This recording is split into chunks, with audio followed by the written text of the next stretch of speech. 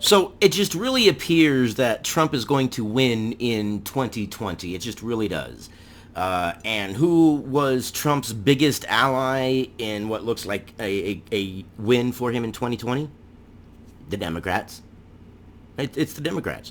They're handing it to him on a silver platter. I'm going to go back to this article here. This is from November 21st, 2018. Conservatives fear Latinos and socialism. They are terrified of Alexandria Ocasio-Cortez. But see, everybody was so disconnected with reality back then that is what they thought. But here's the reality. Latinos are scared of socialism. Now, I live in a very heavily Latino and Hispanic populated area, and there are quite a few communities that have come from countries that are socialist. And I have talked to them, and when they talk about their socialism, they're shaking, they're teary-eyed, they are scared of socialism because they have experienced it. And everybody today wants to say, well, my brand is socialism. My brand is socialism. Okay, so all the socialism throughout the years that has failed, your brand of socialism is the brand of socialism that is going to be successful. Yeah, sure, pal. See, socialism is this thing, it sounds great on paper, but it's horrible in reality. And it sounds great for the first year, and then after that, everything goes to crap. So let's read this here. This is the reality of today. Trump and Republicans are courting Florida's Latinos. Democrats in the state are worried. Yeah, and they should be. The Democrats are losing the biggest base of all, and that is the center-right base. I am center-right. I have some liberal ideas, and I have some conservative ideas. But most of the country is center-right, and that's according to Gallup polls and, well, life. And yet the Democrats keep going further and further left, and the ones that are moderate Democrats haven't distanced themselves enough from the ultra-progressive liberal Democrats, and it's going to kill the Democrat Party.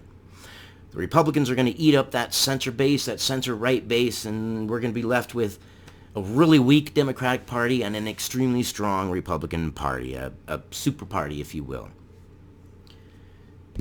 Let's read this. The Trump campaign events keep coming. Yes, they do. And they're not going to stop. And it's just, the impeachment has helped Trump. The fact that Democrats are linked to these ultra progressive, liberal, crazy ideas is going to help Trump. Everything is helping Trump. Even the things that the Democrats are throwing at him. It's like the classic, I'm rubber and you're glue. Everything you say bounces off me and sticks to you. And Trump is the rubber and the Democrats are the glue at the moment because the Democrats can't get their heads out of their butts. President Donald Trump has made Florida central to his re-election, holding 9 campaign rallies in the state since he was elected and zeroing in on Hispanics.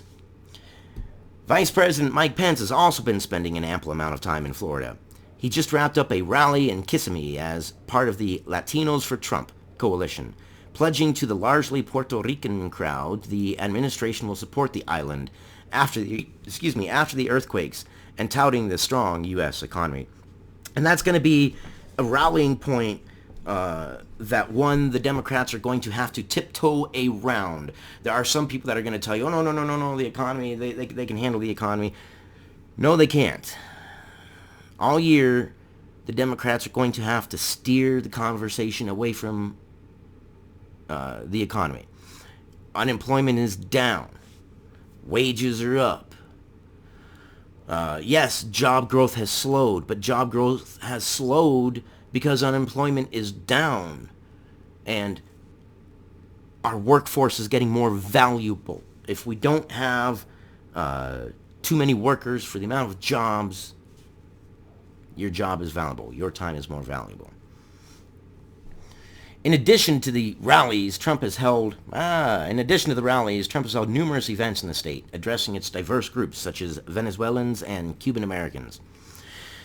And it's like the Democrats have just forgotten about it. All the Democrats are focused on is impeachment and ending cow farts.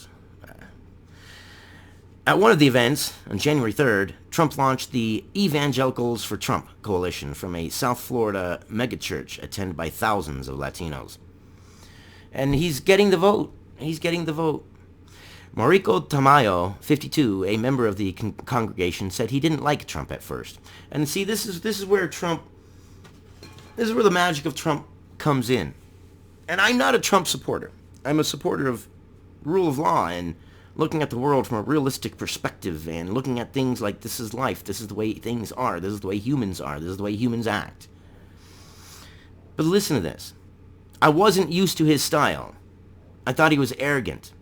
But he grows on you, he said, as audience members raised their hands in prayer. He speaks what's on his mind, according to the government employees and Colombia native who said his 401k has grown exponentially.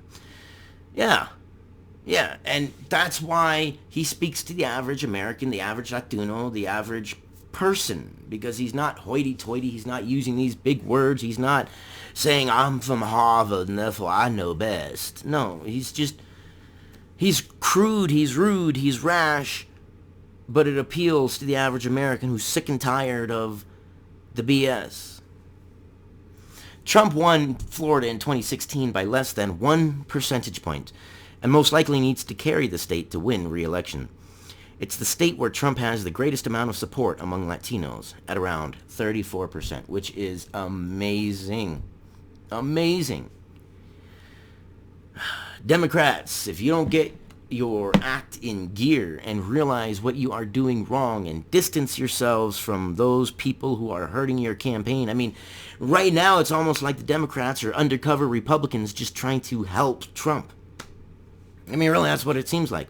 And again, I'm not for Trump. I'm not against Trump. I do find it interesting how the Democrats have totally just lost sight of what the American people want. And they're just coming up with these crazy ideas, and it's driving the center base to Trump. The center base, I've been saying all along, the most important thing in 2020, and almost every election, quite honestly, is that center-right, and yes, the very few center-left-leaning individuals, the moderates in the United States. Most Americans are center-right. That's just the way it is, which makes sense. We're not all crazy left and we're not all crazy right. We're all somewhere in the middle. Where's the middle ground for people? Well, for people we can elect. Well, there aren't really any. So our choices are ultra far left over here, or Trump over here, who's kind of a little far right, but hey, at least he's not way far right like the Democrats are way far left. Anyways, that's what I got for you. I think Trump has an extraordinarily good chance of winning in 2020. But let me know your thoughts, your opinions, your comments, your subscribes, your dislikes, whatever. Give me some engagement. I will be covering Virginia today as closely as possible. I will be uploading other news stories while I'm waiting for any kind of news to happen in Virginia. Hopefully it is a slow day in Virginia and nothing happens but people having some boring talk. But we will see. I'll see you guys on the next one.